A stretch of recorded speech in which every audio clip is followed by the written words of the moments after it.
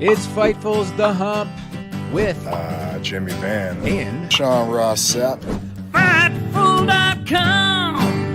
Yeah.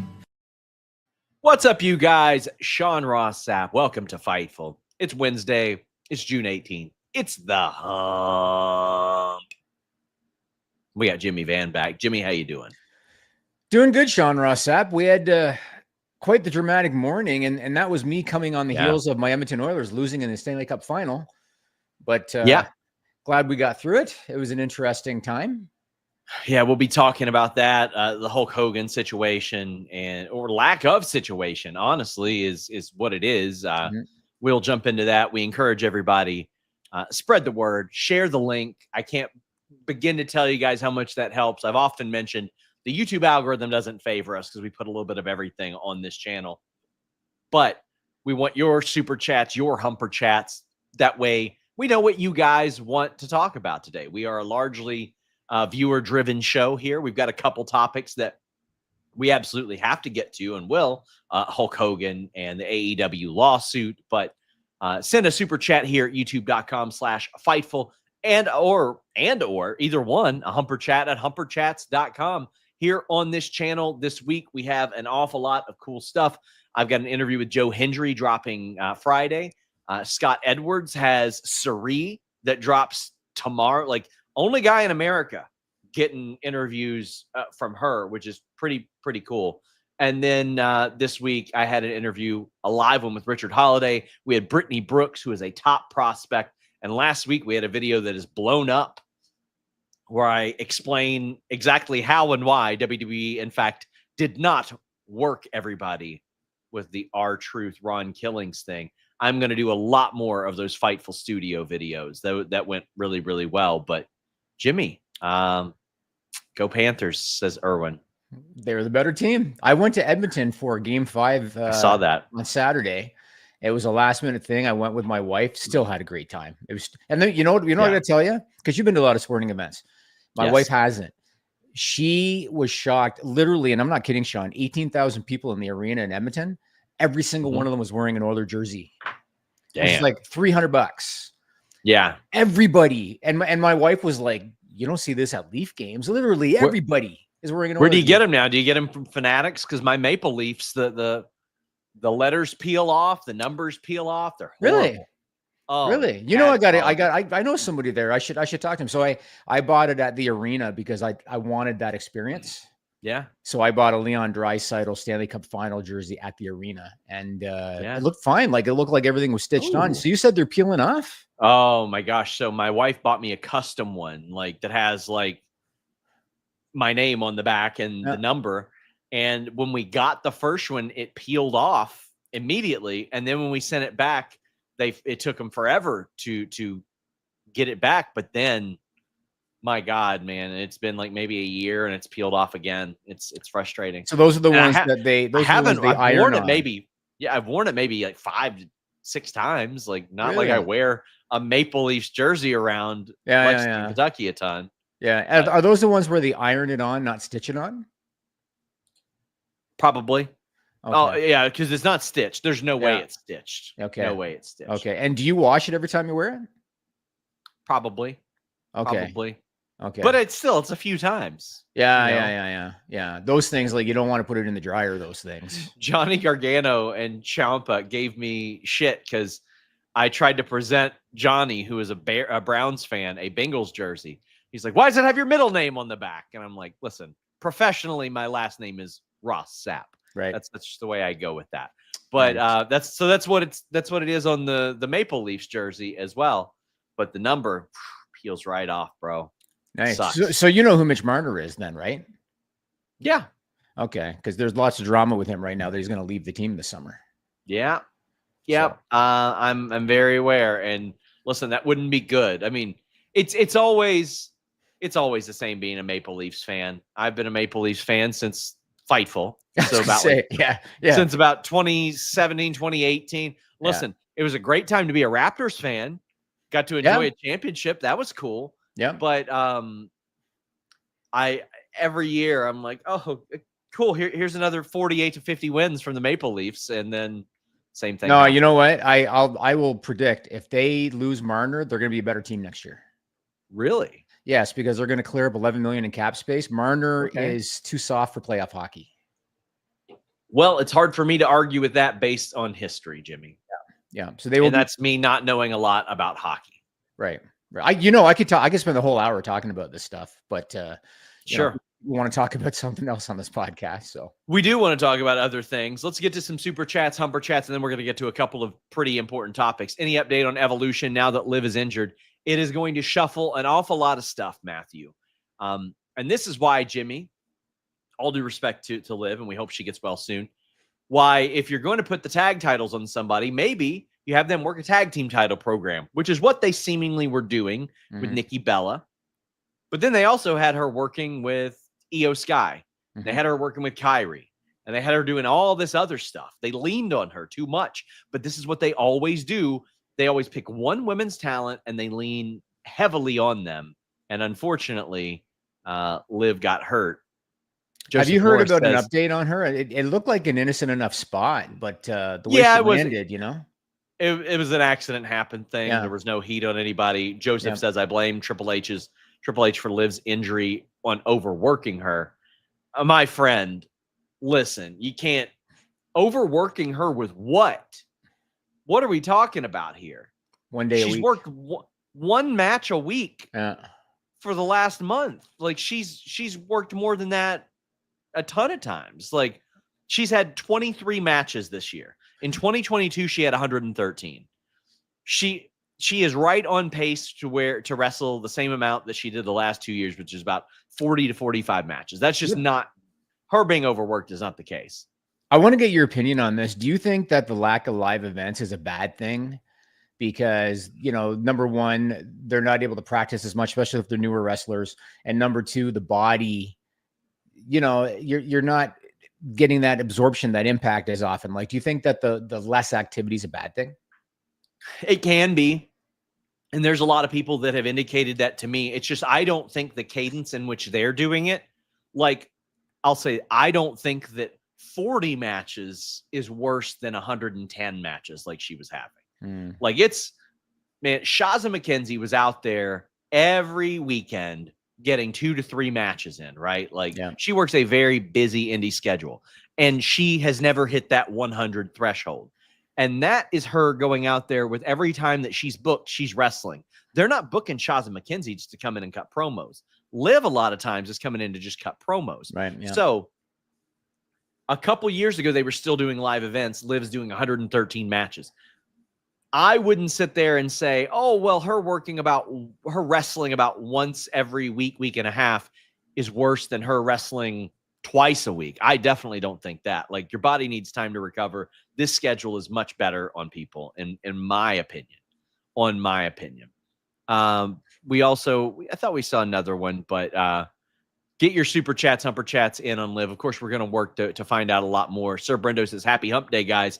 Hope all is well. Love y'all. Well, we love you too. We thank you so much. We thank you. And here's another hockey one. Jimmy with McJesus seemingly pissed with the Oilers last night. Could we see Connie make his way to Toronto? I know so many Leafs fans who have been speculating that. They're speculating that they're not going to spend the Mitch Marner cap. They're going to leave it open and then sign McDavid in a year when he's a free agent. I'll never say never because Wayne Gretzky got traded. And to me, if Wayne Gretzky can get traded in sports, anything can happen. I do not think Connor McDavid is going to go to the Toronto Maple Leafs. I think he will re-sign with the Edmonton Oilers. But again, I'll never say never because of what happened with Wayne. D'Lo Diggs says, Jimmy, last night's game was rough. Glad I missed the over on the cup game, but love you guys. Well, we appreciate you guys. Keep sending the hockey super chats, man. I'll do this all day. Yeah, keep doing it, guys. Bad Robot says, with Tempest leaving Wrestle Talk and Adam Pasidi leaving Cultaholic, who would you like to leave Fightful? Kidding, of course. Love you all. First off, I don't want anybody to leave Fightful. We've got a wonderful team. Some of you, that Kate Elizabeth, she's a thorn in our side, Sean. I mean, some of you have noticed that Andrew Thompson is back on the team, somebody who I have been, quite frankly, begging to get back on our team for a long time. So I'm happy about that. I'll tell you what I do want. I want Kate and Alex to review Freddie Got Fingered. I think that the world needs a review of Freddie Got Fingered by Kate and Alex. Have you seen me pushing for this, Jimmy? You talked to me about it, and I told you I've never seen the movie, but I know who Tom Green is, but I've never seen the movie. I mean, listen, like I watched it in parts when I was younger, when I loved Tom Green's humor, and I rewatched it last year. And it was one of the most disgusting things I've ever seen in my life, Jimmy. Yeah, didn't he like spin a newborn with the umbilical cord or something?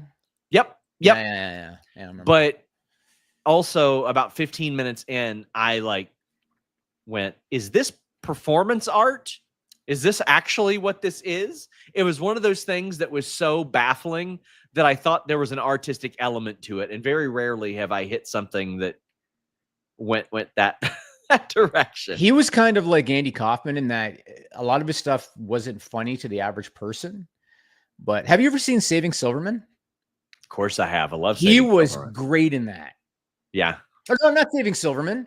Well, I love Stealing Harvard. Okay, I've watched that years and years ago. I thought he was hilarious in Road Trip as well. Yes, Road Trip too. But Stealing Harvard, he was really good. That was a good movie for Tom Green. Yeah. We got Amir saying Yahoo Finance says that TKO might sell WWE. Any truth? I haven't read that article, but it could happen at any time. Sure, it could happen at any time, but right now I find it hard to believe because WWE is really helping them chip away at that debt that they've had for a very, very long time. It's making money hand over fist right now, Jimmy. It would depend on, okay, are you going to sell WWE and then just do it via debt? Like basically loan the buyer money kind of thing, like they've done with some other things. But otherwise, like you look at it like this, they're going to maximize their profit this year. I mean, they've got all these new deals. They're going to maximize their profit. And if we're being honest, Sean, there's a good chance WWE has peaked, at least for this cycle of things. Sure. And so maybe this would be a time for them to look. I mean, I think given the way TKO's, given the reputation, somebody comes along at the right time with the right paycheck or the right amount, and they're for sure going to consider it. No question. And we've got Dave Koss saying, hey, Sean, had a question for Jimmy a couple of weeks back about TKO after Nick Khan sold $4 million of stock and when to time out a sell-off, but it's booming now, so never mind. But I still would like to, I mean, Dave Koss sends an awful lot of super chats. I want to make sure that he gets his money's worth here. What were your impressions when you saw that and your reaction to the rumors of Vince McMahon wanting to buy back the company right before he sold off stock? So I'm sure Vince McMahon would love to buy back the company. Sure. I'm sure he would. What are you going to do? Are you going to like hook up with the Saudis? It's ridiculous. I know who threw that rumor out there, and it's just silly. In terms of the Nick Khan selling stock, I didn't really think anything of it. Like he's got a bunch of stock. He's continuing to get shares vested. Didn't think anything of it. The stock's been doing well. He's there to make money. Nick Khan's not there for social life. So yeah, I didn't really think a lot of it. I mean, we used to see back in the day, Kevin Dunn used to do it a lot, and he's just making money. That's what he's doing. Within the industry, a lot of people have said the same thing for the last couple of years. When will Nick Khan move on to conquer his next thing? Now, obviously, he has a very deep affection for pro wrestling. Like there is no, I mean, he was an usher at WrestleMania 9. They showed in the documentary. So like there is a deep love of pro wrestling in there and probably a great understanding that comes with that. BL says a question someone asked a few weeks ago for Jimmy. Jimmy's been out since then. What Khan's selling? It's been 2 weeks, I think. If anything, like, does that do anything? Or is it just, again, as you said, him making money? I haven't looked up how much stock he owns. I haven't looked up how much he owns. Maybe if somebody wants to do it live while we're doing this podcast, look up how much he still owns in stock. I didn't think anything of it when I heard about it. And again, I didn't look up how much stock he owns. I highly doubt that he's down to $1 million in stock. I think he's probably got a lot more than that. And so I looked at it like he's just cashing out some money. That's all I thought about it. So let's tie that into a rumor that we had to actually do a FightfulSelect.com report on yesterday. Here's our plug for that. FightfulSelect.com, the best $5.99 a month in the business. If you like this Q&A format, I do a Q&A there every week. I've got an Ask SRS Discord channel that is exclusive to subscribers. And survivors of our subscription, I guess. But also, I do I think every day now, I've got a Q&A article on Select. So in addition to getting exclusive news, you get nonstop Q&A stuff. So I am constantly answering what you guys want. And Matt Hennessy says, folks got to stop listening to what Coach is saying. Listen, no disrespect to Jonathan Coachman. That man was an actual journalist for ESPN. He's got a wealth of experience within WWE. It's just this specific story was incorrect when he had said that he was getting active breaking news that Britt Baker was done with AEW and headed to WWE. And he didn't mention her by name. His co-host did, and he replied with ding, ding, ding. So I'll read this. Ibu Mania said, WrestleVotes actually brought up the Britt Baker situation back on January 24th radio show where he asked his WWE connections if they would sign her, and they responded with an absolute yes. Well, maybe. There's a lot more that meets the eye there. She hasn't been around there in a very long time. She hasn't been around AEW in a very long time. But here is the long and short of it. They can be open to signing somebody, but that doesn't mean they can just sign whoever they want. Britt Baker signed a 5-year contract in late 2021 that has her with well over a year left on that deal. And that's not including the possible injury time that could be added as well. And that's the black and white of the situation. That is the long and short of the situation. Now, you can say any number of things about, well, if AEW doesn't want to use her, why don't they? Listen, some of the situations from last year were kind of well documented. People heard about the MJF thing. They saw when the Serena Deeb interruption came out and she goes, who cares? And that didn't make a great impression backstage. But I have also heard her name brought up in the last few months as a possibility. I don't know what her health status is. She keeps that stuff very private. Looks like she's staying in shape as she always does. And when she comes back, whenever that may be, she'll probably get another big pop, Jimmy.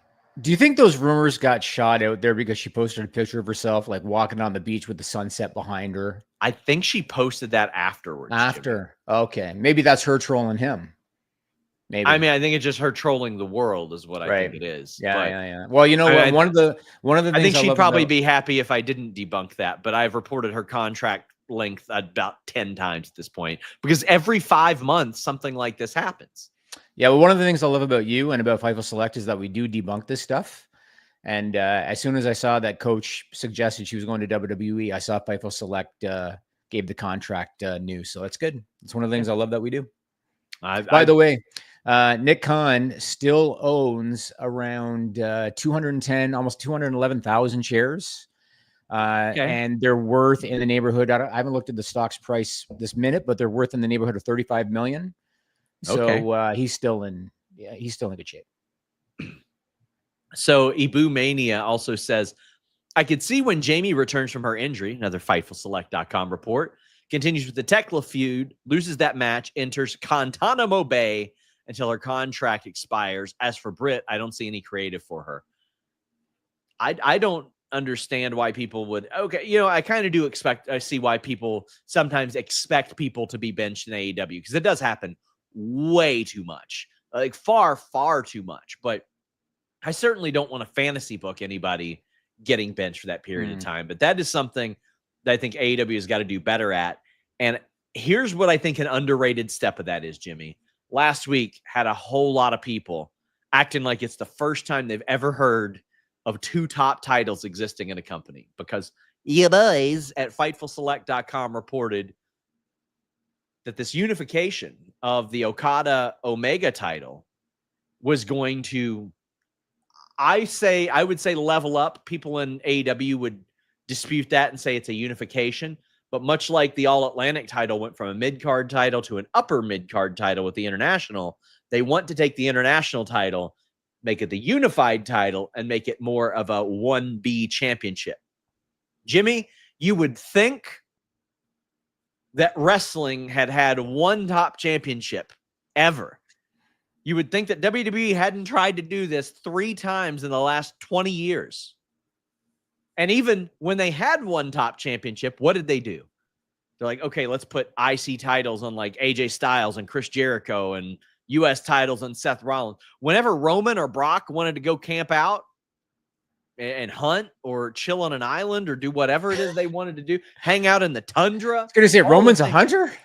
No, I mean, he would always post the pictures of him on like the island, chilling out and stuff like that. Like, and why shouldn't he? That's what they would always do. And I saw people say, well, Tony Khan once said the TNT title wasn't a mid-card title.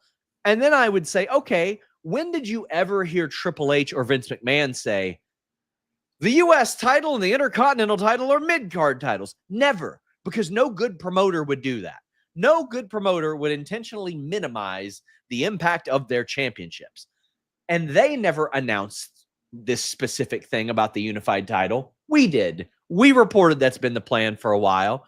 And it's because they want to help maximize the duality of their shows. They keep putting important stuff on Collision. They want to have more juice on those shows. I think that goes a long way and can hopefully lend some more credibility to the undercard, to where they don't have to fight for 2 additional mid-card championships that shouldn't be there. They're trying to make their way up to 1B championship. You know what I mean? Yeah. My only question is, with the exception of pay-per-view, are they going to defend both the AEW title and the unified title on the same show, with the exception of pay-per-view? I don't have a problem with that either, because what does the WWE brand split mean right now? You know what I mean? Yeah, like, you're right. But like initially when they created the WWE title and now the world title, when it was the Universal title, it was for that reason. It was to have one on Raw, one on SmackDown. To me, they got a big enough roster. We've talked about this forever. They got a big enough roster. They could do a soft brand split in AEW. Yeah. Keep the unified title on one show, keep the AEW title on the other show. If they did that, then it makes sense to me. If they defend them both on the same show, then it makes less sense to me. But I'm just going to see how it plays out, you know? And the consolidation of titles is something that I think should happen broadly across wrestling. Now, when I say that, I don't mean the women's tag title. I think they need to book the division better. I don't even mean that with the women's mid-card titles in WWE as they're presented. Just make somebody earn those. But unfortunately, those have been booked like I was afraid they would be booked. In AEW ROH, way too many titles. Thank God they got rid of... Actually, you know, I would have rather they kept the FTW title around because I like the crutch of the hardcore element of it. But thankfully, they're consolidating one of those. I don't think they need 3 women's singles titles on ROH TV when they don't give a damn about that show. New Japan is the messiest title company I've ever seen in my entire life. But let's answer this one. Mike says, as a fan who didn't watch wrestling from 14 to 24, can you contextualize the hype surrounding Omega Okada at WrestleMania or Wrestle Kingdom? I can read. I'm just not good at it right now. Let's redo that. As a fan who didn't watch wrestling from 2014 to 2024, can you help contextualize the hype surrounding Omega Okada at Wrestle Kingdom 11? Were more people watching than normal? Did people know how special it would be, or did it blow up after? So I was in the thick of covering New Japan around this period. I had really leaned into that as one of my things, and Fightful was about 6 months old, but I helped establish myself at Wrestling Inc. by covering the New Japans of the world. And the reality of the situation is there were not a lot of options for nationally televised American wrestling at that stage. TNA had taken a real nosedive. ROH was improving. You had Lucha Underground, but it would be there in seasons. And a couple years before that, New Japan had really made a nice foray into that and got an Access TV deal, which helped really establish things. You had Jim Ross calling things. But there was a huge audience of fans around the world that wanted something categorically different than what WWE was providing.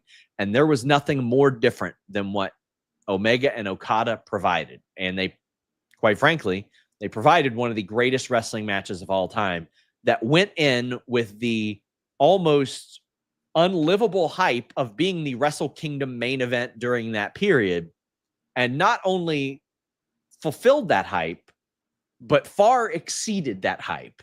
And then they would go on and exceed that hype a bunch more times after that, which seemed almost impossible. It was really, really quite an achievement. I think it can't be overstated what Jericho did for New Japan. Yeah. Because when he left WWE, and this is before AEW started, he left WWE and he appeared in New Japan. I believe it was Wrestle Kingdom against Omega. That brought a lot of fans. Remember they did the pay-per-view? That brought a lot of fans in who had never watched Japan because they were shocked Jericho left WWE and was doing these other companies. I think a lot of fans found New Japan then, and I think a lot of them got intrigued by Omega and went back and looked at Omega's other stuff. I think a lot of people watched Omega Okada after the fact because of Jericho going there, and I think he gave a lot of attention to that company. Just like the first year of AEW, Jericho was the MVP of that company. Yeah. So many people that were shocked that he left WWE were checking it out. So I think the same thing happened with New Japan. People are saying that I'm glitchy. Am I? Disco Jimmy? You were glitchy a couple times, but you're good now. You're good now. Okay. What else do you expect on the All In card? I was expecting Cope and Christian, but I don't think that's going to happen at the moment. I know they're probably going to put Thunder Rosa and Athena on the ROH show that they got to sell tickets for, but I would put that on AEW All In. I would put a big lucha match on All In as well to sell tickets there as well. I think that would be very, very important. But yeah. BL says, SRS, what do you do to prep for a show? Do you mean like me wrestling or covering a show? Because if it's covering a show, I take notes. Like myself and Luis have a document that I put notes in throughout the show, and we've got like things like that are up there. But usually I don't need to do a ton of prep because I'm in my office and all that stuff. If it is a wrestling show, it really depends. I just got to make sure I got all the stuff that I need. He's got his Monster Energy drinks on hand. I do wish they'd pay me. See that? I can't remember what color the tops is on those because you were shocked at the color of the tops in Canada. Yeah. So funny enough, I just picked this one up from the corner store and they had both of the colored tops. So there you go. There you go. Do you think TNA would sell or at least license their video library to WWE to use on Netflix Peacock? They're not going to sell it unless they sell the company. I mean, why would it make sense for WWE to license it to then they'd be like a broker? Yeah, they'd just be a broker. So I don't see that happening. Listening while mowing a cemetery. Usually I have two other people and it takes 8 hours alone this week, going in hour 15 across 2 days. Listen, man, I got a lot of respect for people that do that. So I visit my grandmother's grave an awful lot now. And I take like grass seed out there. I try to fill in areas that aren't good in that cemetery. And I look at that one and man, it has to take ages to do that stuff. I just bought an electric push mower. Okay. And it's got self-propel. Have you ever used a self-propel push mower? It's amazing. It's incredible. Especially if you've got a small yard. It works really, really well. What was the internal reaction to Vikingo getting booed out of the building? Something that they kind of knew would happen, but it is like short-term pain, long-term gain for them to get Del Rio out of a spot of prominence in that company. Vikingo won't get booed forever, but Alberto Del Rio is not like somebody they want to do business with, and they haven't wanted to do business with him for a long time. Now, the booing had nothing to do with Alberto, right? Was it because... it had a lot to do with Alberto. It had a lot to do with the fact that... and this is Denise cluing me in on this and Luis helping me out a lot. Please follow all of our Fightful Espanol channels, by the way. But it was the fact that they kind of insulted the audience's intelligence by telegraphing that, at least as relayed to me. I am not going to pretend that Lucha is my beat or anything like that. I get scoops occasionally. It's going to become our beat because we are going to become one of the biggest newsbreakers in that field with Fightful Espanol. But Alex says, 2 things. Where can I get one of those Fightful hats? Well, you can go to shop.fightful.com. When we get the site migration done, one of the next things I'm going to do is work on designing merch. It was so funny, Jimmy.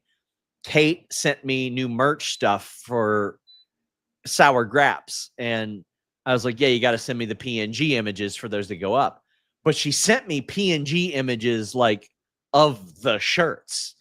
And I was like, unless you want a shirt of a shirt, it's not going to work. And then I thought about it and I go, wait a second. That's not the worst idea I have ever heard, is to have a shirt with a shirt on it. A shirt of a shirt. Yeah. I'm sure I don't hate it. But over at shop.fightful.com, we have, honestly, the coolest looking fanny packs I've ever seen. We have the coolest looking beanies I've ever seen. I designed both of those. We've got stickers, very cool stickers. We've got back issues, the digital editions of the magazines, which you can also get on Select. But we probably need to pull those mugs, don't we? Or are those good to go now? We redid them. We're good. Okay. And we have Jimmy's book over there, The Storytelling Salesman. Yeah, I'm starting a podcast tour for this finally. All right. There you go right there. Maybe you can actually show up for ours. Yeah, I try my best. My kid's off school now, Sean. It's tough for me. Our Steamboat Willie shirts that I had done are incredible over there. I don't know if you all saw, but and also let me know what like public domain stuff we should use. Let me show you guys one of our Steamboat Willie shirts. Look at that bad boy. Look at that thing. I loved that we used it with the open chair upside down. I like that. And then we have the boxing one too. A nice Fightful logo where Steamboat Willie's got his dukes up and all that. We've got Bless These Hands, I think, over there as well. Look at that. Look at that. We'll put the book overlay up for you, Jimmy. Very nice. But we got a lot of nice stuff over there. But I do plan on updating that stuff very soon. There's our other Steamboat Willie. I was very happy with those. I mean, if you look at those horror movies, right? Winnie the Pooh is public domain now. Bambi is public domain now. Yeah, we should get on this stuff. Yeah, we absolutely should. Oh, man, we've got so many super chats and humper chats.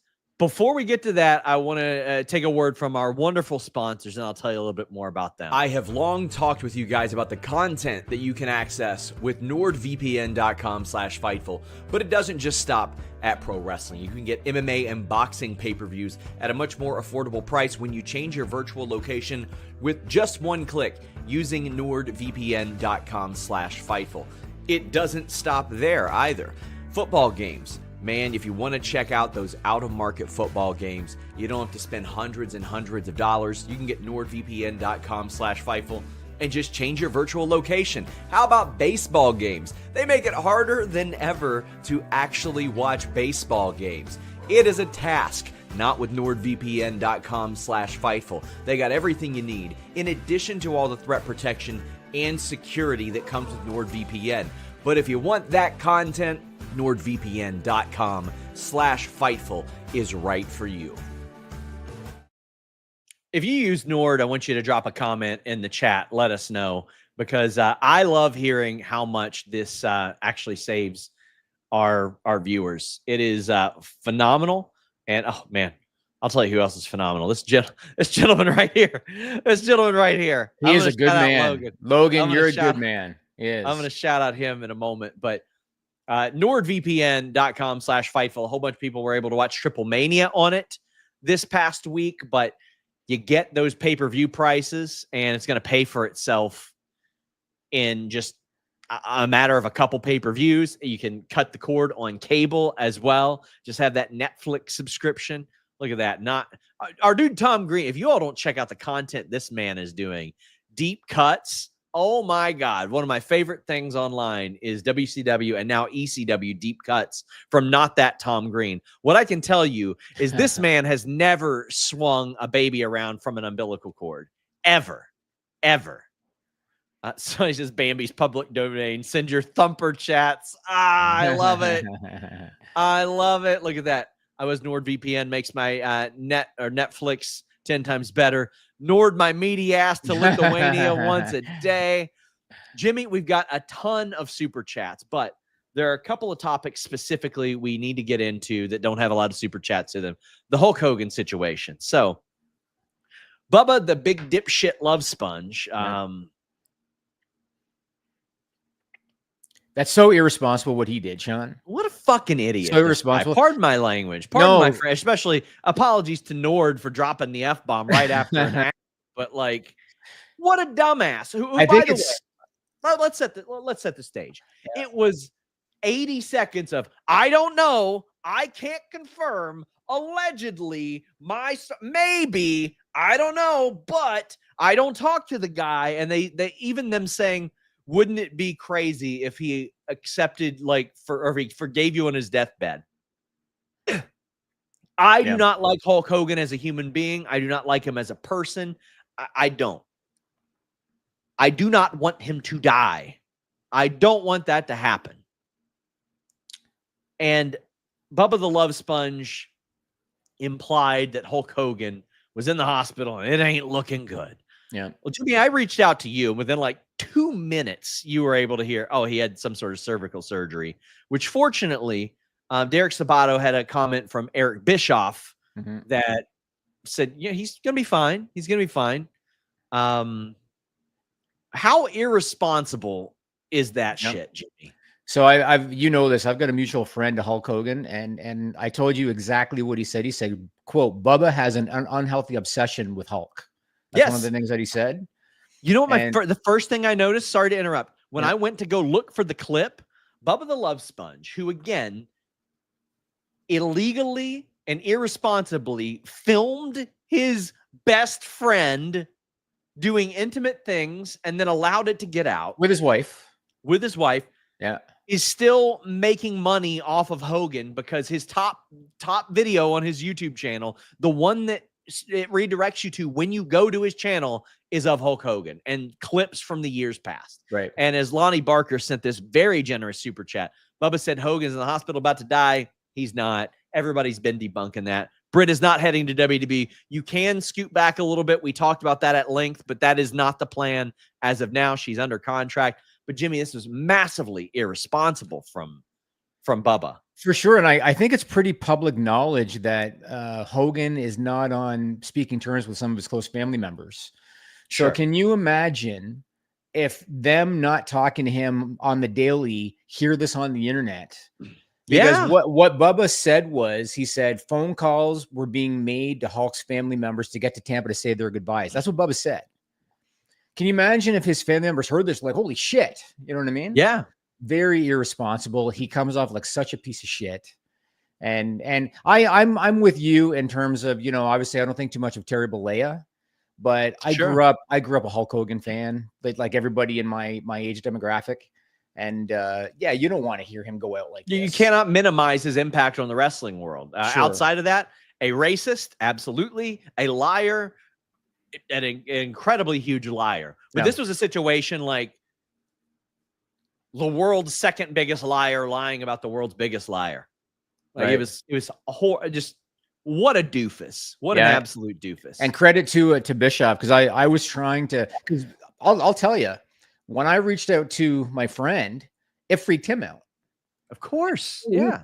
He's like, so he was trying to reach out, and he was the one that told me, well, I know he had a neck procedure like a month ago, but credit to Eric Bischoff, who I guess he told Derek Sabato, who's from the media outlet that Eric's involved with. And he said, lovely gentleman. He said Hulk Hogan had a very successful cervical surgery, is experiencing some adverse reaction. He's doing well and should be home later today. Doctor is expecting a full recovery. So I'm glad that Eric posted that, because the internet was kind of starting to, light fire on this morning. So looking like, fortunately, it looks like the only thing wrong is that Iron Sheik did in fact break his back and make him humble. That is what happened. Alex, sorry I didn't finish your super chat. He says, Jimmy, what do you think of the Sharks rebuild so far? Smith and Celebrini puts the second pick this year, has me really excited for the future. They're going to be fire in about 2 seasons, the San Jose Sharks. They play in the same division as the Oilers. Yeah. And the Oilers, unfortunately, are starting to age out a little bit. Sure. So the Sharks kind of like you, Jimmy. Yeah, kind of like me. Yeah, starting to. But the Sharks are going to be fire. They're going to be good in a couple of years for sure.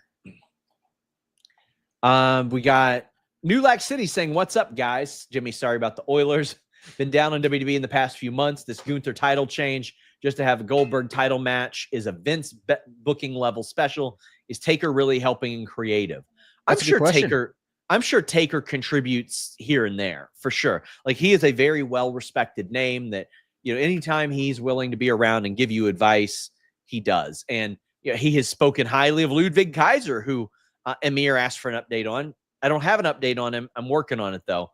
But if Taker wants to help in that regard, as long as he's familiar with the product, I would say by all means, please contribute some ideas. As far as Goldberg getting a title match, it is stupid. It makes no sense. There is nothing creatively that makes sense about that. If Goldberg had said, and I want one final shot at that, and Gunther goes, okay, put your career on the line, that would make a lot more sense. But if Goldberg wins this title, no way, under any circumstances, if a goddamn meteor hits Atlanta and Goldberg and strikes Gunther and Goldberg accidentally falls on Gunther, if Gunther shoots in the middle of the match and tries to force Goldberg to win, Goldberg better turn into the best MMA fighter in the world and say, no, brother, you're going over. There better not be a single circumstance where Goldberg wins this match. Yeah, no. I was going to ask you. So I've got Goldberg on my list, and I want to explain, even though people know, but I want to explain why they're doing this. So I read an article recently, and this goes right into, I don't know if we have time today to talk about Warner Brothers splitting into 2 units, Sean, where they got now the streaming division and they got the TV division. I read an article about that. And it talked about how Warner Brothers Discovery in 3 years, when they have sports rights coming up with the NHL and Major League Baseball and college football, I think it is, maybe college basketball. But Warner Brothers is going to have a hard time renewing those sports rights. And do you know why they're going to have a hard time renewing those sports rights, Sean? Because live sports is premium. Well, yes, but the reason is sports leagues now have realized cable is eroding. And sure. If we want to maximize our visibility, we have to hook up with distributors that have broadcast. Yep. And Warner Brothers Discovery does not have broadcast. Yeah. And so when the NHL's coming up and these other leagues, they're going to have a hard time getting the renewal on those because of that. And that's going to impact their carriage fees. I think they see the writing on the wall, and that's why they're splitting these off, because they see the writing on the wall. Now, in terms of Goldberg, I think, my opinion, WWE went with USA on the SmackDown renewal because of NBC. Okay. I think they did it in part. Now, granted, they got, a raise on their rights fees and whatever, but I think they did it because they understand Nick Khan's not stupid. Ari Emanuel's not stupid. And I think they realize cable's eroding. Our visibility on cable is going to diminish as the time goes by. NBC and broadcast still has visibility because it's free, right, over the air. And so we got the Saturday Night's Main Event specials. I think that WWE wants to do whatever they can to maximize viewership, so they keep getting the NBC specials. And Goldberg's retirement, in theory, should do a pretty good number on whatever it is, July 12th. WWE is very good about making sure that you don't have a way to not watch WWE content. They are on Twitter. They are on, USA Network, YouTube. Netflix, YouTube. They are on CW. So they're on network, cable, social, paid services, Peacock, everywhere. But yeah, I hate Goldberg in this situation, in this match. His promo Monday, very good. I thought that was very, very good. Yeah. And you know what? Like, with all due respect to Goldberg had a phenomenal career. He was like the guy in WCW. He had a great career. Let's be honest. He's going to be 59 at the end of the year. Mm-hmm. And I'm sure, because he blew up going to the ring, but I'm sure that part of that was excitement and all of that too. He looked like he was laboring a bit walking to the ring. Like he looked like, and I just watched him. He also looks like he got smaller. He made Gunther look like he's 6'8". Well, sure. Yeah. I mean, he's older, so that's going to happen. Yeah. But I watched him and I thought to myself, can you even get Gunther up for the jackhammer? That's that's another fearful thing for me. Yeah. That's fearful. So Mike says, would love to hear you do a long form video on Okada, Omega leading up to All In from your perspective, reliving any interviews you did at the time. I didn't interview either one of them at the time. I've interviewed Okada via email with a translator, and I've interviewed Omega a number of times since then, which it's funny when all the oh my God, Bucks and Omega are leaking to the sheets. I have never talked to those guys outside of an interview in my life. But I think Kenny knows that I understand his interview method.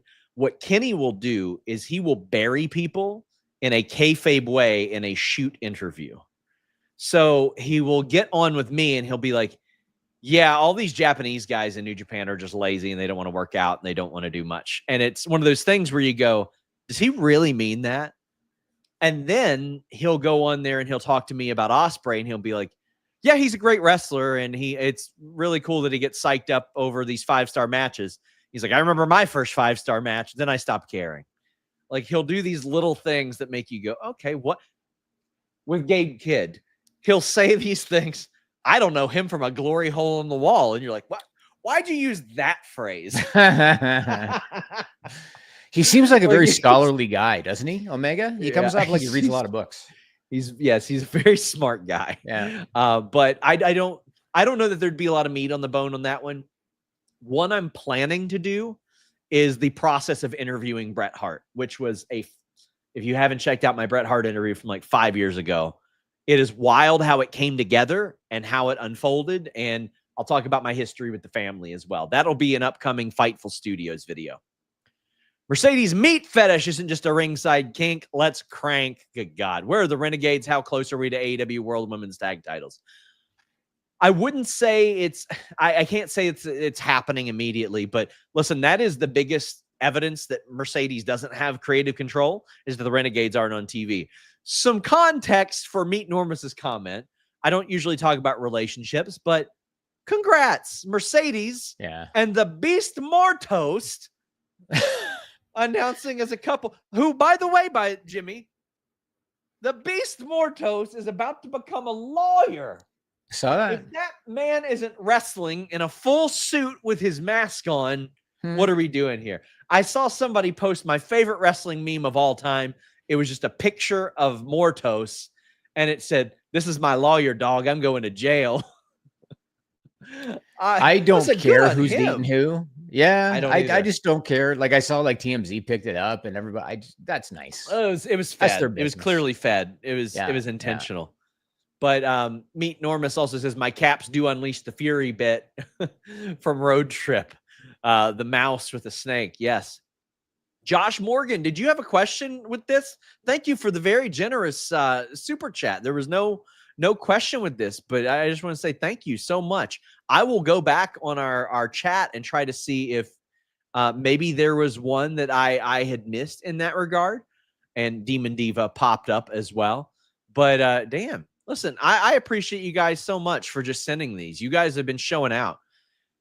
Considering how much money TKO has, would they ever consider owning a pro sports team, maybe an NBA expansion team in Las Vegas? That's where I think it would probably go. Maybe some sort of leadership group with The Rock involved. I think that's a possibility, Jimmy, but also talent company at heart. I wonder how much conflict there would be here.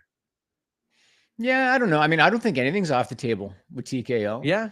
But an expansion team, I don't know what the expansion fee is in the NBA, but in the NHL, we're talking $800 million is the expansion fee. So the NBA is probably more than that, I imagine. Yeah. So, I mean, theoretically, they could do it, but they would be financing it again. So they would be accumulating more debt. Sure. I guess we'll see. I think with Ari Emanuel, nothing's off the table. Lord Peter says, am I the only one that thinks that Swerve Ospreay having to resort to a tag team match, the biggest pay-per-view of the year, weakens the quality of the card? I'm sure you're not the only one, but I expressed these concerns internally, and I was given a pretty firm wait till you see what we have in store type of thing. And I was like, okay. And I tried to push and ask, and I said, are there going to be stakes involved? And I didn't get a no, which usually means a yes, Jimmy. But I didn't get a yes in that one. But when it comes to these storylines, usually that means there's going to be something involved. Right. So, I mean, I thought my opinion that when they did Adam Cole MJF, I thought that was a weak main event. And if you remember that show, I think Jericho, Ospreay, everybody kind of looked at that like that was the main event of that show. Yeah. And so, yeah, like you said, until we know what's going to happen, for all we know, they're going to peel one of them off and they're going to do an impromptu singles match. We don't know. Yeah. You know, based on last night's NXT, do you think it's Blake Monroe versus JC Jane at Great American Bash the Saturday before Evolution? Possibly. It was intimated to me that maybe the NXT title wouldn't be defended at Evolution. That's from some talent there. But to me, it would be a really missed opportunity to not have Blake Monroe on Evolution and not in a title match at Evolution, I think. Do you know, I understand the IP stuff, but do you know if keeping the name Mariah was an option? They want to own it. That's no, what I would have been. I know. I'm just saying, from what I understand, they have just wanted to own names, themes, everything again. That's where they are. Mariah Monroe, I guess, wasn't an option. Going with like Mariah Monroe. I thought Mariah Monroe would have made an awful lot of sense. Yeah. Because I understand Blake is her niece, and I get it. But for sure, it's hard for me. AEW is not some bobunk indie. You know what I mean? AEW is an international company making millions of dollars. Everybody knows who she is. She was in a very featured program with Tony Storm. Everybody knows who she is. And so it's just hard for me to believe that they wouldn't stick with the Mariah name. But yeah, it is what it is. I mean, a person in AEW told me that one of the more complimentary elements of this is that they have debuted numerous AEW talent without naming them, and everybody knew who they were. Right. Exactly. Right. In your opinion, says Dave Cost, which, by the way, thank you for all the super chats you send. He says, what is the more compelling King of the Ring final? Sammy J with their robust history, Randy Cody with theirs, or Sammy Cody as the two most over baby faces outside of Punk? Jimmy, which of these do you think is the most compelling? Okay, so compelling and business sense are two different things. Sure. So compelling, I would say Sammy J. Because they have a long history with the bloodline. Imagine the video packages they could put together. That'd be interesting. From a business perspective, obviously Randy Cody, and they're probably going to go Randy Cody. I think Sammy Cody is the most interesting because of their history. Okay. And my God, man, like it is. Do you think they go in that direction? Because it just seems to me like Randy Cody, the top two guys. I think they should. I think they should go Sammy Cody. I think that's the right way. And if the finals are, listen, Sammy is super over in Saudi. They love him. They love him. And Cody doesn't need it. Cody doesn't need it, but I could also see either one of those guys winning, competing for a world title, and then winning the title and getting cashed in on right afterwards as well. Are there talents from WoW or NWA looked at? I mean, occasionally, I mean, listen, a whole lot of NWA talent is just like 45, 50-year-old former WWE talent. But occasionally there are I mean, I know that NWA thought a lot of Kenzie Page after her Natty match, for sure. As far as WoW, Hollywood Haley J, if she's there, she's always getting looks. But you interviewed her, I saw, at one of the conventions, right? Yeah, we've got her, Zoe Lucas, Shaza, unfortunately, Missa Kate, Ben Bishop, all coming up. I really wanted to interview a lot of prospects at Squared Circle Expo. And like that way I'd have reference footage in the future when they pop up elsewhere. I saw that Ben Bishop posted that he met Kevin Nash, and Kevin Nash said, "I love your content." That had to make him feel like $1 million. Ben Bishop is brilliant, and I will constantly say this. Mark my words, this guy will get a lot of the movie bookings that Kurgan and Nathan Jones have been getting the last 15, 20 years. Because now he's a younger guy. He's big. Those guys don't grow on trees anymore. He's also a lot more articulate than both of them. I don't mean any disrespect. He's more like socially aware, social media wise. I don't mean disrespect. I'm just being honest. God damn. I didn't mean disrespect. Just being honest. Hold on. Ben ain't that smart. Let's not give him. No, that's not what I said, dude. That's not what I said. I said he's more articulate. He's a better talker. Don't you agree? He is. He's a better talker. He's a phenomenal talker. He's hilarious. I didn't say anything disrespectful. I know. It's just he's a better talker. It's just the way that you said it. Yes. Oh, Jesus Christ. I can't wait to give that to him to clip. Good. Do it. So let's talk about the lawsuit, because again, I know that I'll be around for all the super chats, humper chats, but Shotgun Sean I'll be around says, for a little bit longer. Mox's dull, bad title reign. Now this lawsuit, Tony should have put the AEW title on Swerve at Dynasty. We could have had Swerve versus Page at All In. Sean, I don't think that's a bad idea. I think that's also a possible idea, but I think AEW needs their put them up on the shoulders and celebrate. Like, this is unified type of moment. And now that there's a light at the end of the tunnel, I'm okay with it. This lawsuit, Jimmy, what have you read about it so far? What do you think about this lawsuit against AEW and Mox? Because I have a lot of thoughts.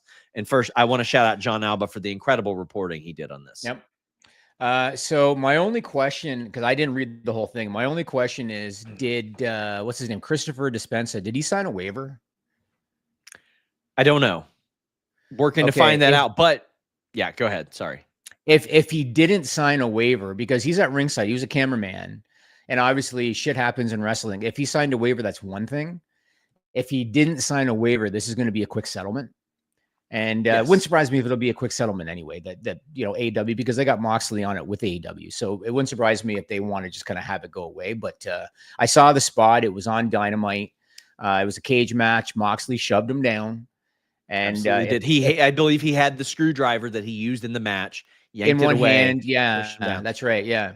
And so if it's an unplanned spot, if no waiver was signed, it's pretty cut and dry. I guess the only question is, and I think that you talked about this on Select or something, why did it take this long for him to file? No, that's a natural question. There's a lot of people saying that. And there are a couple of details about this that a lot of people don't know. The dude's son still works with AEW, and I believe he does too, but it's for a production company. From what I understand, like, the dude's son helps coordinate Mox's entrances a lot. So, I mean, like, there's still a connection there. But as far as like waiting to file a lawsuit, that's fairly common. But there are some big question marks about this. It was said that Chris Peck and Tony Khan had a conversation with him, and that John Moxley briefly spoke with him afterwards, but that they haven't talked about it really since, and they weren't approached about this. I feel like AEW, especially for the amount, it's not like millions of dollars, it's 25 grand. I feel like in this situation, they probably would have much rather have settled as opposed to this getting out, the PR. Because listen, I have seen people that have said, oh, well, I'm going to start this and I am going to get money from AEW. And I was like, well, once you get the lawsuit out there, once you post your Twitter rant, once you post your GoFundMe and all that stuff, there is no leverage to it. It's out there. The genie's out of the bottle in that situation. Now, I do think they'll settle because this is an actual lawsuit. But like in so many of those situations, it's more about them preventing the bad PR than them doing anything. And I was surprised by that. But there were also some things like, oh, Moxley wasn't properly trained and has a history of this. You're not going to find any like credibility to those. Yeah, he's basically talking about him as a character in terms of history, right? But absolutely never touch a talent. Never touch a talent or anybody that is not a talent, rather, unless they have okayed it. That is elementary stuff. You can't do that. Given that this happened a couple of years ago, do you know if AEW mandated after this incident, like making it clear to the talent, that everybody's hands off? Do you know if anything was mandated? I don't, but I'll ask, because I mean, this had been filed late May. People in AEW didn't know about this, a lot of them, until the public report that John Alba put out. Oh, okay. And a side note, without mentioning names, when you do what you post on social media could become a liability to your employer, get your ass off social media. Yes. That's all I got to say about that. Really, Matt Hennessy says, what do you think happens with Private Party? Think they're WWE bound? See a similar trend with them like Lucha Brothers and Ricky and May, where they disappear from TV. Yeah, so they're off TV. They're effectively benched. Wrestling Observer posted that their contracts are up soon. So the week before that, I had a source drop in and say, hey, I hear that WWE is interested in Private Party. I had no frame of reference then. I had no idea about their contracts until David reported it. Made an awful lot of sense then. Was able to confirm within the company there is some interest there. I actually think they would be way better suited for NXT than AEW. I feel like, first off, AEW needs to restructure their tag division, but I feel like they have reached sort of the peak of where they're going to go in AEW. And I think that NXT would be a very good fit for them. And there's nothing wrong with that. Do you think creatively there's room for all of these former AEW people that WWE is suddenly expressing interest in? Like, is there room for everybody? Nope. But honestly, I think it's a lot better than some of the people that they have pushed in recent years on NXT TV. Right. Okay. I listen, man, like I know that occasionally there is a really great hit. There is a Sol Ruca. There is a Tiffany Stratton. There is a Bianca Belair. An Oba Femi. People that are recruited and turned into that. Mm-hmm. That is an exception to the rule usually. Mm-hmm. And generally, the people that are going to succeed in wrestling are people that love wrestling, know the history of wrestling. That doesn't mean I think you should abandon it or anything. But I think that bringing in people like Ricky Starks and Ethan Page and Blake Monroe and even Private Party are very, very good. Bringing in Julia and Stephanie Vacker. There is nothing wrong with being the biggest wrestling company in the world and saying, oh, mine now. I'll take them. I'll take them. You should want that. You should want the best, most experienced, most passionate talent. That's what you should. It's definitely, it's great for your recruits to be able to work with those people. Did you see the new NIL class? They've got Mark Henry's kid in there. They've got Scott Steiner's kid in there. I think that's a good thing too. I think it's good to bring legacy people in there whose fathers and mothers have educated them on the business. They have grown up around the business. Few people thought Dominic Mysterio was going to make it 5 years ago, and he is an indispensable person in pro wrestling. Absolutely. Indispensable. And if I apologize because I don't remember the name of Scott Steiner's son, but if he's anything like Braun Breaker, he's going to rip it up. If he's anything like Braun Breaker physically. And Mark Henry's kid, he was a lovely guy. And isn't he also into the weightlifting like Mark was, right? The strongman stuff, wasn't he? Has amateur wrestling experience as well. Yeah. And then Titus O'Neil's son as well, I believe, right? Yes. Yep. Yeah. Interesting. Some lovely additions there. James Stalling says, tired of the double standard in the IWC, and AEW signs too many WWE guys. Seems WWE signs way more AEW talent than the other way around. Am I wrong? James, it goes in waves. It's going to go in waves like that because WWE is probably going to face, a legit budget cap for their talent and all that stuff. But for a while, they mass released people that probably shouldn't have been released. And AEW is like, okay, let's take those. Now AEW because of that, didn't have room to book everybody and it didn't make sense. That talent gets frustrated. They move over to WWE. There are going to be waves like that. I think now you're going to see a balance. I think now is going to be more like the 96 to 98 of people, 99 rather, of people going back and forth in a more steady method, Jimmy. Do you think that SmackDown finally reportedly moving back to 2 hours is going to impact WWE signing spree a little bit? Yes. I think it already has. I think they've kind of slowed down a little bit. And listen, over the last few years, they picked up who they've needed to pick up. They're seeing who falls where. It just, if they don't book people better, it doesn't really matter. They got to book people. It's a self-fulfilling prophecy with a lot of these talent, but right. I do think it will. Dave Koss sent a couple super chats that I want to make sure we get to before you go. Says, Sean, I pitched you before. I like Sammy losing in Saudi now only to win the Rumble. Same spot in January. Can already see the cinema packages shoved down our throats on that build. I have grown more fond of the Sammy winning at Mania thing, but I could also see him winning at SummerSlam and having it immediately taken from him and then winning the Rumble in Saudi as well.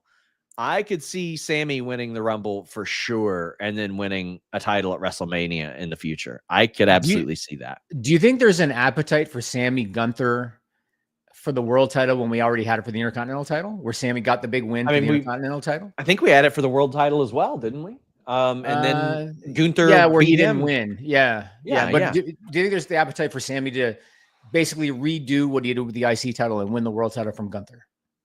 Yeah, because Sammy's an emotionally charged character. But even if it's not him, it could be Seth Rollins. Like it could be because they've teased that along the way as well. True. And right now, I mean, with Gunther as a top heel, like man, they're about to lean into Braun, Bronson, and Seth all as top heels until one of them inevitably turns. But I'm still of the belief that at some point before the year is up, Braun turns on the rest of the group. And right, because the crowd's already with them. Oh, of course. Do you want to throw the super chat that somebody addressed for me, Golden Knights fan? Yes, absolutely. He says, huge Golden Knights fan here. Was wondering what you think of our chances of landing Marner if possible. So first off, I love the hockey super chats. Keep them coming every week. Mitch Marner will go to either the Vegas Golden Knights or the Los Angeles Kings, I think. And the Golden Knights are going to not have Pietrangelo in their lineup, which is going to free up the cap space. They'll have the cap space for Marner. So it'll be Vegas or LA gets Mitch Marner, who is very soft come playoff time. Don't forget, he's very soft come playoff time. If you want to be hard, no matter what time it is, check out Blue Chew and the code FIGHTFUL. Zach Schimmel sent a very generous super chat saying, sending this before I head back to work. Closed on a house today here in North Carolina. Hey, congratulations. Congrats. Second off, I have a very short list of places I would live besides Kentucky. Toronto, just because I love the people. Second home. Yeah, I know you say no. Probably an outer suburb of it. Florida, just because of the weather. But North Carolina is the most Kentucky-ass state I have seen outside of Kentucky. You can go across the river to Ohio, and it is less like Kentucky than North Carolina is. Spent a little time there last week. Again, I love North Carolina. Isn't that where Copeland moved? North Carolina? Asheville, North Carolina. North Carolina. Right. Okay. And he's from the Toronto suburb. So there you go. Yeah. Much love to Fightful. And Jimmy, thanks again for creating Fightful. Everyone should check out Select. Today, I'm going to have some news on Jordan Grace's theme, why it changed. It'll make an awful lot of sense. I have to go. So I'll see you next week. And get in those hockey super chats. I love it. We'll do it every week. Yeah. I'll see you, Sean. You guys can send Humper chats if you guys want to get those in ahead of time. Let me just change my little gimmick here. Where are we? There we are. I am here hanging around by the way. Also, guys, check out our sponsor, MyBookie AG. That we're on a bit of a trial run with them. Would love something long-term with them. Would love a new long-term betting partner. They were right on the money with their picks for Money in the Bank. Right now, you get a great deal when you use the code FIGHTFUL. Deposit $100, you get a $50 bonus. If you deposit $200, it's a $100 bonus. Check out MyBookie AG. That's where we're getting our odds right now. Dave Koss says, is it dramatic to say Hangman losing it All In would be 10 times worse than Cody losing at Mania 39? Because I feel that way. 10 times worse? I don't agree with. I think if Cody would have won the title at WrestleMania 39, I think the immediate health of the industry would have been better. People honestly forget how much of a stalling pattern the company was in during that period. You did not need Cody Rhodes chasing the title after that because he wasn't chasing the title for the majority of it. He wasn't. Jey Uso could have done the same ascent just opposite Roman, and you could have had Roman versus Jey at Mania, WrestleMania 40. You could have done Rock. If you would have put the title in Cody at WrestleMania 39, you could have done Rock Roman at Mania 40, and everybody would have been fine with it. They shot themselves in the foot doing that. What's the length of Death Rebels contract? Nobody knows. Do you still have the Point at the effing sign shirts in your shop? So here's a little fun story about that. We had those up during our Pro Wrestling Tees days. And I believe it was like a shadowy figure pointing at a WrestleMania sign. And it was us ridiculing the fact that people pointed at the sign. And the shadowy figure, you could say, resembled Ronda Rousey. It wasn't Ronda Rousey, but you could say it resembled it because she pointed at the sign an awful lot. We had a cease and desist that somebody had sent to Pro Wrestling Tees and asked them to take it down. They didn't tell us at all. We didn't get it. Pro Wrestling Tees got it. Looking back, I could see why it got sent, but thinking of plausible deniability there. But we have never brought that back. There were a number of sales that were made ahead of that, but we'll see if we can bring that back. Because listen, there would be no grounds for that. Note to self: make an "I'm the Weeds guy" girl.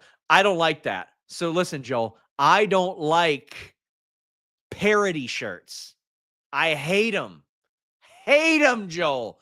Do something original. No parody. I don't want to. I'm a Sean Ross Sapp guy. Forget that. SRS. No, don't give me that shirt. I don't want it.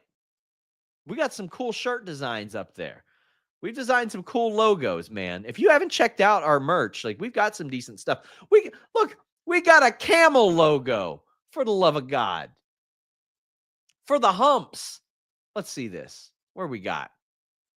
I'll pull these up. I'm here to hang around. I ain't got anything to do. We got some decent stuff up on our shop, and I haven't updated it in quite a while. Where is it? Where is it? Look at that bad boy. Look at that thing. I'm going to lean heavy into the humps. The Grapsody shirts that are up there are fantastic. We had one that is like one that was inspired. We have "That's Metal in Your Lungs," a shirt that says that. Yeah, we got plenty of stuff. We got some Pride tees as well. Sands of Time. That's a classic that we had up there. Let me throw up the Bengals. The Bengals wrap around here. Yeah, we have plenty of them.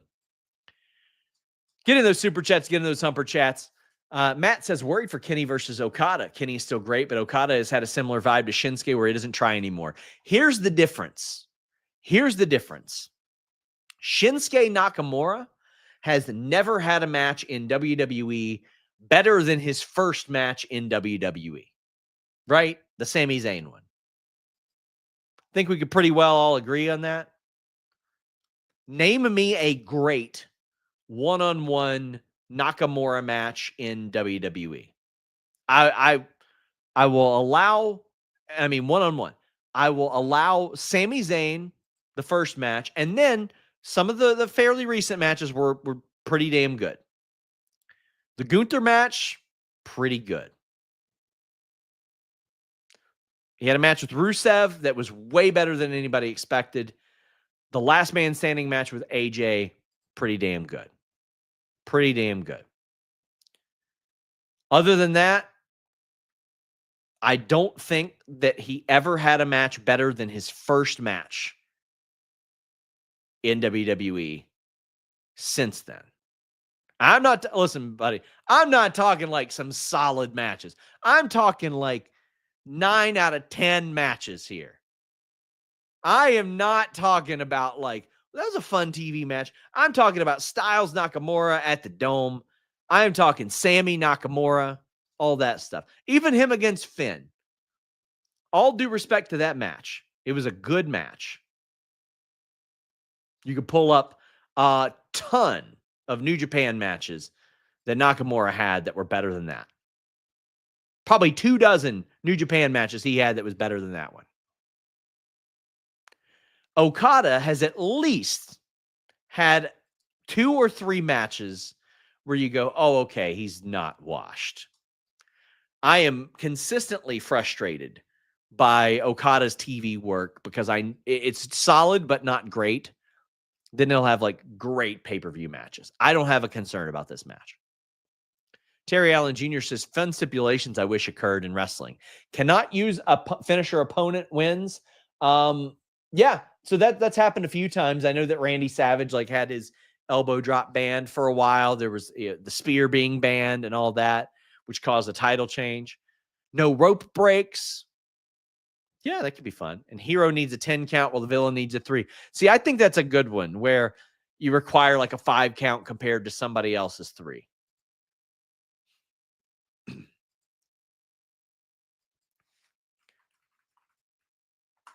We got one more question from Mike M. Says, who would you guys have win on women's and men's casino gauntlet at All In? Thunder Rosa or Athena, and then a lucha. Honestly, it would be a good moment because you need a big lucha moment at All In. You really do. WWE to AEW trade, DIY and Candice LeRae for Private Party and DMD. So, I mean, that would be just a few talent that AEW probably isn't going to use anytime soon for talent that would really fit their mold. But I never heard of AEW making a big play for Candice and Johnny. Now, maybe that's because they knew that Candice and Johnny were going to go to WWE, but I just never heard of them making like a big play there. Cadillac Carson is a great shout. One that I thought that we would get more of says, my vote for hater of the year would be Naomi. Her heel run has been fantastic so far. It's been great. She's having a breakout singles run. Like what, 15 years into her singles career? It's incredible what she's doing. I think it's down to Ricochet and Naomi right now. I think they're both doing a great job. They're doing a great job. Cadillac Carson says, my vote for hater of the year would be Naomi. Her heel run has been fantastic so far. Oh, sorry. I was like Ron Burgundy reading that. I was reading. Let's just move on. It's already a long day. I believe NBC will soon split up their cable channels, MSNBC USA Network, to form the new Versant Media Company. Wouldn't that affect upcoming renewals? So it could. So that was a word that I got regarding the WBD and Max thing, is that AEW does have separate deals for streaming and their TV. So whenever it comes up for renewals, that could change things in the way that they're negotiated and could end up splitting streaming versus broadcast rights. However, usually the company that pays for your broadcast rights also is going to want your streaming rights in that sense as well. Getting your super chats, getting your humper chats, heading down the home stretch. Ryan Adams says, do you know if AEW is had interest in Dakota Kai or Elena Black? Think they could be pickups, but also thought Deanna was going to be used more. I thought Deanna was going to get used more as well. I just think that it has not been like the perfect marriage there. I know things didn't go well in Mexico as relayed to them, but I think you got to give it a shot and really give a tag team division a shot as well for her to shine. And then I think she can emerge. She needs somebody to play off of a little bit more, because right now going in and doing the slower style, the more methodical style doesn't seem to work for that audience right now, but I want her to get another shot. Dakota, I expect them to have interest in. Elena, I know that there was just like an intro made and all that. They're familiar with her as she did some extra work, but I would expect Dakota Kai a more likely fit. In Simmons says that tweet was really dumb by old boy. Hopefully he doesn't get heat for it. He leaned into that Twitter persona too much. What do you mean, Ricochet? He won't get heat for it. He ain't gonna get heat for it. Private Party in NXT is a good move. I think Isaiah will do well there. Yeah, I think they will too. Ricochet is gonna be fine. Like, listen, that's part of the deal. They know that. But I think Private Party would be a really great fit in NXT. I think that would go. I think that would go over really well with the NXT audience. It from a promo perspective, they kind of fit that mold as well. Sean, are you glad you won't get the where's Hikuleo question anymore? So much so because there were hardly any answers, and the answer was, well, on main event, then not on main event because it didn't air. But I got to see it. I posted the clip at least. Glad I got that. I was shocked when I rolled into Rep Arena and saw him working main event. Couldn't believe it. Well, guys, believe it. I am back tonight talking AEW Dynamite. Hope you guys enjoyed this. Please like this. Please follow me on Facebook. Yeah, it's 2025, and I am on Facebook at Sean Ross Sapp. I'm going to get verified there very soon. I'm out there debunking news and all kinds of stuff. Follow Facebook across all those platforms, TikTok, Instagram, Facebook, and of course, Fightful Espanol. We have ended the Select Espanol. We're going to give away Espanol stories that we break. So lucha-based stories for free on those socials. So Twitter, Instagram, Facebook. If you speak Spanish, we're going to do some giveaways as well. Man, you guys showed out big today. I'm really loving this. I love the Q&A format. That's what we lean heavily into on Fightful Select, because I want to know what you guys want to know about. I want to report news that you guys are interested in. And I just want to thank you all so much, guys. Until next time,